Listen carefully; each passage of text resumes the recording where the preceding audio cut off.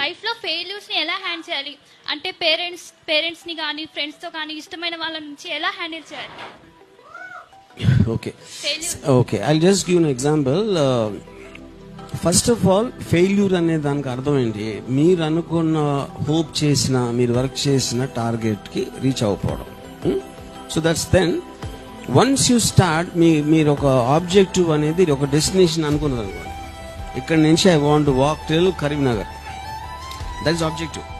ఈ దారిలో మీరు ఏదైనా మీకు పరిగెడితే ఆయాస పడిపోయారా, లేకపోతే ఏదో పరిగెడతా ఉంటే కింద పడ్డారా, లేకపోతే కాళ్ళు నొప్పి పెట్టినాయి, ఇలాంటి రకరకాల ఎలిమెంట్స్ మిమ్మల్ని స్టాప్ చేస్తే పర్టికులర్ టైంలో ఏదో వచ్చి మీరు ఇంక ముందుకు వెళ్ళకపోవచ్చు, కానీ తర్వాత రెస్ట్ తీసుకుని మళ్ళీ వెళ్ళొచ్చు. So as long as you keep on striving to get the objective, there is no such thing as failure.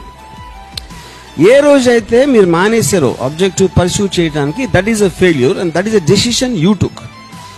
Yeah, that's the point. So only you can fail yourself, no one can fail you.